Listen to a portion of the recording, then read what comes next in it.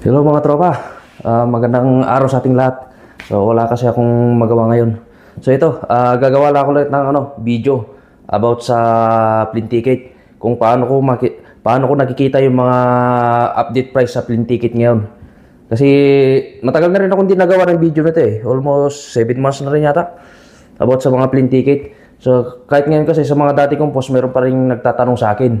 Pero kung titingnan mo, may nagawa na akong video dati. Pero ngayon, wala lang kasi akong magawa, kaya yun, naisipan kong gumawa ng video about sa plane ticket. Kaya yun. So ito siya guys, hindi ko na siya patatagalin guys. Ito kahit sa kang bansa, makikita mo to. So ang unahin mo lang titingnan, punta ka dito sa may Google, sa may mo yung Google Flights. So ko na, una mo ako sa Google. So Google Flights, search natin. Ayan na, may Google Flights na. So, ayan natin. Google Flights. So, ayan yan ang itatype natin. Then, search. So, ito yan cheap price. Flight. Okay, natin. No, thanks. Huwag na lang natin i-turn on. Yan, dito lang yan ganyan lang yan Pero ito yung natin, yung Google Price. Google Flight pala. Sorry. Yan. Press natin to, tapos ito yung Chrome. So ayan siya, may nakalagay na to, Riyadh, kasi dito ako sa Saudi Arabia, Riyadh. So for example, unahin ko na dito, Riyadh to Manila. So ayan yan press mo lang to, type mo lang dyan. Manila, tapos yung kung kailan ka magbakasyon, for example, March 5. March 5, sorry, May May 5. May 5 to, kung magbabakasyon ka ano bang ito? Ipagpalagay natin hanggang 10. Sige yan natin. 2026 to So yun. Search. Airspace restriction. May effect. So may restriction pa. So yung na to, hindi pa sigurado. So ito siya, may mga Etihad, may Qatar Airways. So dito ko lang siya tinitignan. So kung gusto niyo rin ng one way, so i-back natin, i-vis natin to sa baba. Gusto niyo rin ng one way, kasi ito round trip to eh. Pero ito economy class, dito mo lang tignan kung gusto premium, business class. Pero meron din dito yung round trip na tinatawag, tsaka one way, multi-city, yung connecting na to.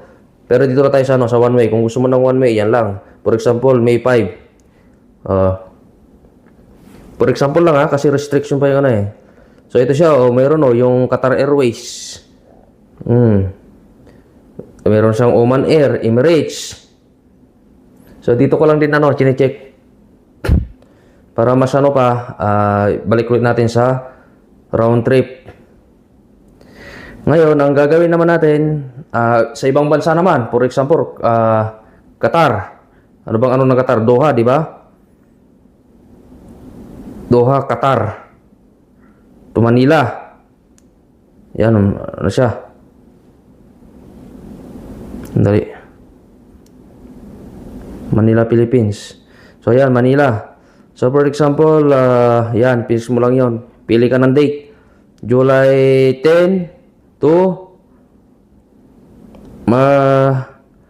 August 20. Pagpalagay natin yan yung i-search natin. Ito, ang dami may round trip, may Etihad, may Qatar Airways din. Pero ang mamahal pa rin may Philippine Airlines. Ito, automatic talaga ito. So, alin pa ba? Check natin. Alin pa mga sample. Na natin yung sa Dubai. Okay. Dubai, UAE to Manila. Yan, i-search natin. Ganyan lang siya. So, dito ako sa Middle East Ayan simple lang, di ba?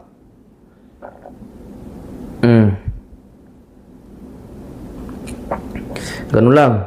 Ano pa bang bansa? Piliin natin. Saan kaya? Kasi kahit saan to, kahit outside of Middle East, pwede nyo itong tingnan. For example, Toronto, Canada ito di ba? Toronto, Ontario, Canada. Top, Manila. Searches natin.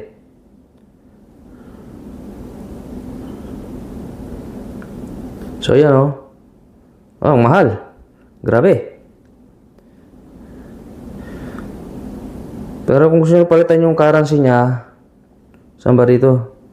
Ito, change currency, for example. US dollar. Yan, yan natin. O yan o. O, napalitan na siya ng dollar. So, ganun lang. So, ganun lang kasimple mag-check ng plane ticket dito sa Google Flights. Alam mo ba? Pero paalala lang to guys ha. Hindi ako nagbibenta ng plane ticket. Bali ito, tawag nito. Gumagawa lang ako ng video about sa mga plane ticket. Na dito ko na ginagawa ko ng video na pinupost ko sa aking YouTube account tsaka sa aking FB page. Pero ito ngayon sa YouTube ko lang ito ipopost siguro. Siguro pag hindi pa man ngayon, pero sa mga susunod na i-post ko sa aking FB page. So yun lang. Ganun lang ka simple guys ha. Basta yung sinabi ko, paalala lang ulit, hindi ako nagbibenta ng plane ticket. So nagawa lang ako ng mga survey na pinupost ko sa aking YouTube account at sa aking FB page. So ayun lang guys. So maraming salamat guys hanggang sa aking mga susunod na video.